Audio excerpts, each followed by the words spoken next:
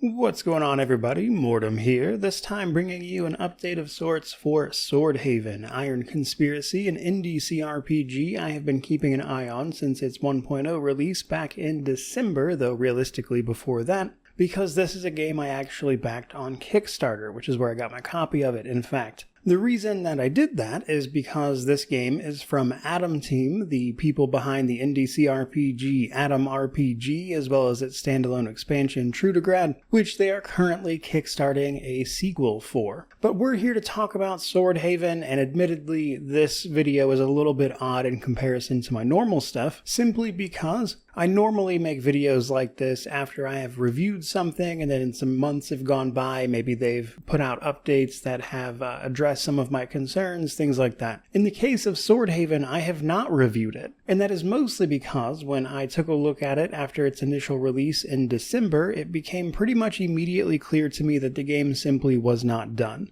I will say I don't think we're working with all of the information on our side of things, nor do we necessarily need to be, but I feel like there was some stuff that went on here that was ill-explained. And I want to talk a little bit about that, the updates this game has gotten since its release, and my plans for reviewing it now. So, as of May 8th, a few days ago from the time of this video, Swordhaven has received its final major update. It is still going to receive support and bug fixes as they come up, that kind of thing, but the main content is finally there. That is noteworthy because when the game launched in December, that was a very sudden thing. The game was in early access and then suddenly they were releasing it, but even upon release they were at least straightforward with people in saying that the game had a big area that was supposed to be there that was simply not there. However, that missing region and story content is not all of it. The game was also missing a whole bunch of NPCs and interactions that were meant to be there, and so while games releasing unfinished is hardly news these days, that is usually in regards to things like polish. Swordhaven released just straight up unfinished, and so I tried to make that clear in my video, as well as just note the fact that I wasn't going to review this until this 1.1 update dropped, which has happened, and so here we are. I fully admit I'm a little frustrated about that as a situation. However, I will say the updates and everything that they have put out since have honestly improved the game. And as I move to actually start reviewing this game finally, I wanted to catch people up a little bit. Since December, this game has received a variety of different patches. The first couple, as you would probably expect, in particular 1.02 and 1.03, were pretty much all bug fixes and balancing. Nothing really noteworthy there outside of just them fixing a whole lot of problems with quest logic and flow, with 1.04 being where things started to get interesting. This is where they started adding in content that realistically probably should have been there at the beginning, and that's not even my words, that's literally the developers' words with their final update, by the way. But either way, 1.04 introduced new NPCs. Those new NPCs came with quests. It also introduced new merchants, new weapons and items, alongside even more fixing and balancing. This continued into patch 1.05.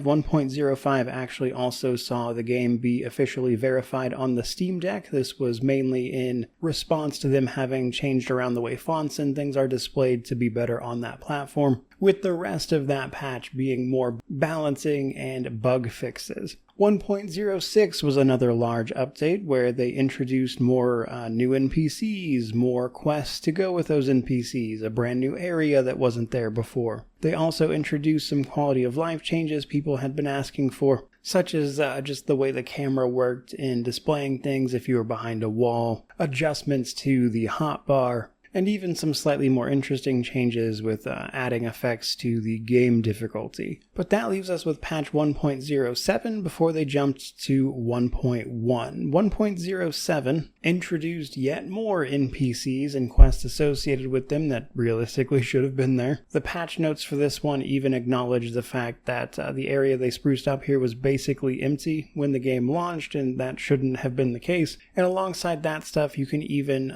discover new legendary weapons with this one, while they continued bug fixing and balancing some things. They also coincidentally introduced some portraits and things like that for character creation with this particular one as well. And then finally, we have the most recent update with patch 1.1, the Cursed City. The Cursed City's main premise mostly seems to be the end point of several plots and background story arcs that were introduced with the rest of the game but didn't actually have a conclusion until this update. The Cursed City itself is an area made up of several different locations where you'll face new enemies, bosses, items, gather up weapons and things as a result of finishing up those story arcs. They also, with this update, went back to older areas and basically just tried to fill them with a bit more life, and they even went back for the endings and added companion ending slides that will change, of course, based on what you did with those companions throughout the game.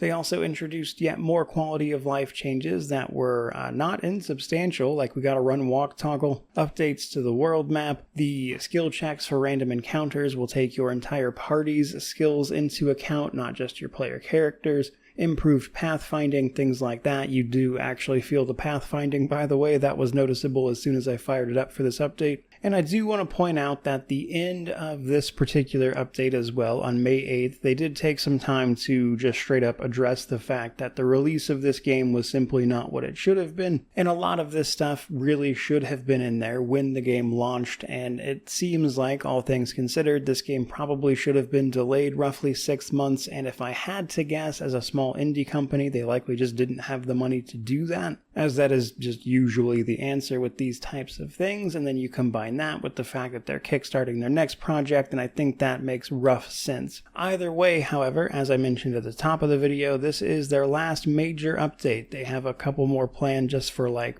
bug fixes and things that pop up as people discover stuff, and then of course whatever happens with the Cursed City as well might need some adjusting. But that is pretty much it as far as new content goes, which brings me back to finally moving to review this one. Now that the game is in a state where it is actually, I would say, finished, I would like to actually play through and finish all of it. And the day you guys are seeing this video is the day I should be turning my full attention to it, in fact, so hopefully it won't take terribly long. But honestly, I've got some time for the next couple weeks to work on this, regardless of how long it winds up taking. But this is my next project. I'm looking forward to it. Obviously, I love CRPGs around here, but in particular, Swordhaven has a really interesting world. I don't want to get into like super specific stuff here. You can go watch my launch impressions video if you want that.